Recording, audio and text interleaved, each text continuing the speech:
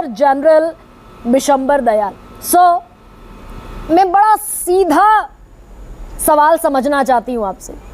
जम्मू कश्मीर को soft target के तौर पर जो आतंकवादी अभी इस्तेमाल कर रहे हैं, दनादन ताबड़तोड़ हमले हैं, मोटा मोटी इसका कारण है क्या? पूरा देश एक तरीके से इससे स्तब्ध है। शांत जम्मू इस वक्त आतंकवादियों के, दहशतगर्दों के टॉप निशाने।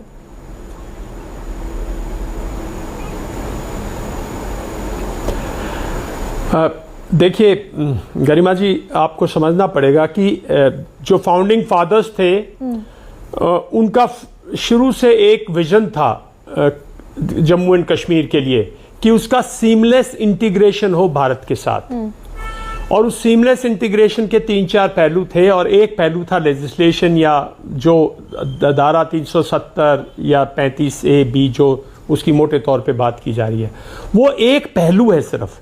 दूसरा पहलू था उस वहां पे जो प्री इंडिपेंडेंस से पहले भी जम्मू और कश्मीर, जम्मू और श्रीनगर जो दो डिविजन्स हैं, वहां क्लियर कट डिविजन्स था, वहां क्लियर कट उनकी खुद की integration and then integration with India.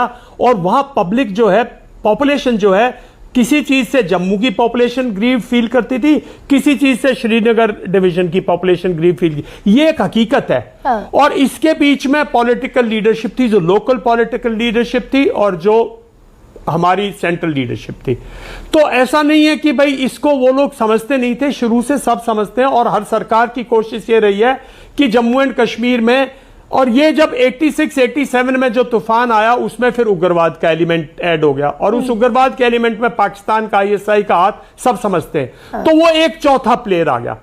अब जब भी कोई ना कोई आप किसी चीज को इग्नोर कर दोगे, आपने पिछले 3-4 साल से पूरी कोशिश की, 370 हटी, बहुत अच्छा हुआ, हम सब ने बहुत खुशी मनाई और बहुत अच्छी बात थी, वो लेजिस्लेटिव पार्ट था। लेकिन कहीं ना कहीं मेरा मानना यह है कि जो लोकल पॉपुलेशन है, जो उसकी इंटीग्रेशन है, जो उसकी फीलिंग्स हैं, जो उसकी भावनाएं हैं, जो उसके इमोशंस हैं, उसको पाकिस्तान की ISI एक्सप्लॉइट करगी और हम कहीं ना कहीं ढील देंगे। लेकिन सर, ये जो क्रॉस बॉर्डर इन्फिल्ट्रेशन तब ज्यादा थी, अब कम है, अब ज्यादा, सीमा पार का घुसपैठ है, यानी कि वो जारी है, ये तो माना जा सकता है। हेंस प्रूव्ड इन सारी घटनाओं से ये तो हुआ।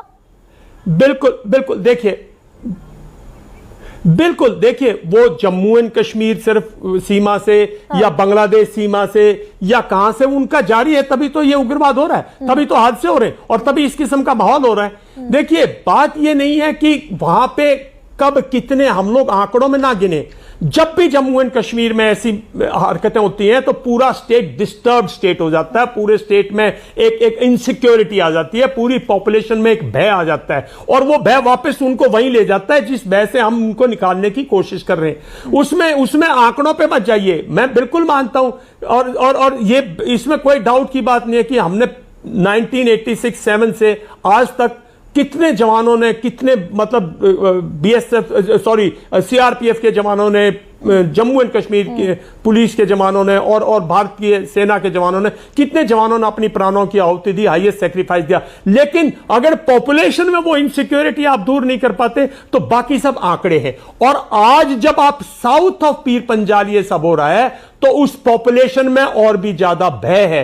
ये ट्रंक था, और अगर आप ऊपर देखो तो वो लाइट था। अब तो आप ट्रंक पे अटैक कर रहे हो।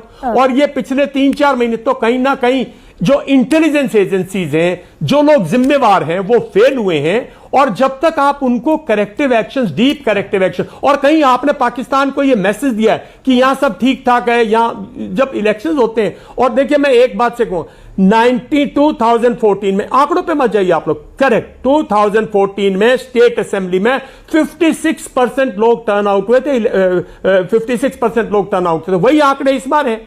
और 2014 में 50% के करीब। सर, अभी मैं 2 बयान कोट कर देती हूं बस आपके सामने। मैं ये समझना, मैं अपनी समझ के लिए भी समझना चाहती हूं। देश के गृह मंत्री ने लोकसभा चुनाव से पहले जम्मू कश्मीर के दौरे पर यह कहा था कि कश्मीर पहले आतंकवाद के लिए जाना जाता था और ये शांति का नया युग है। ये बयान दिया गया जनवरी एंड में 2024 में, मात्र 4 महीने के भीतर। यानी कि हमारे होम मिनिस्टर, हमारे प्राइम मिनिस्टर प्राइम मिनिस्टर ने भी यही चीजें एक तरीके से रिपीट की कि ये पीसफुल स्टेट की तरफ बढ़ता हुआ जम्मू कश्मीर है। यानी कि हम ये जो खतरा आ रहा था अप्रैल में, मई में, जून में, जुलाई में, हम भांपने में इसे एक तरीके से फेल रहे क्या? ये जिम्मेदारी से सवाल पूछ रही हूं। बिल्कुल, इसमें देखिए कोई शक की बात नहीं है, ये फेजेस है। हाँ। और कहीं ना कहीं आप लेटेस्ट आपका कंप्लीट जो वो है, पाकिस्तान ने जज किया ना, पाकिस्तान की सेना और आईएसआई एक ही चीज से डरती है, भारतीय सेना से। उनको सीआरपीएफ के हवाले कर दो सिचुएशन, जम्मू एंड कश्मीर के हवाले कर दो सिचुएशन, वो नहीं घबराते, उनके पास उसके टूल्स हैं। जो डर है वो भारतीय सेना का। जब आप ईस्टर्न लद्दाख में, आप जैसे अब बाकी लोग भी कहेंगे, थोड़ी थिनिंग आउट की ना हमने यहां से ट्रूप्स की, जब यहां से थिनिंग आउट ट्रूप्स की हुई, हमें लगा सब कुछ ठीक है, माहौल बनता लगा, लोग तालियां बजाने लग गए। भाई जम्मू एंड कश्मीर में ये सब नहीं हो सकता जब तक कंप्लीटली आप इस मुद्दे को सेटल नहीं करोगे। तो ये उतार चढ़ाव है, इनको आंकड़ों में मत गिनिए। आज फिर से जम्मू डिस्टर्ब्ड है और उससे अपने आप कश्मीर डिस्टर्ब्ड है, और वो इलाका डिस्टर्ब्ड है जहां हमारी पूजनीय, जहां देखिए ना, हम 2004-5 में आराम से, मैं बार बार कहता हूं, कटरा जाते थे लोग बाग, शिवखोड़ी जाते थे लोग बाग, ऐसी कोई डर नहीं था वहां। जम्मू रीजन में बिल्कुल कोई डर नहीं था 2003-4 के बाद।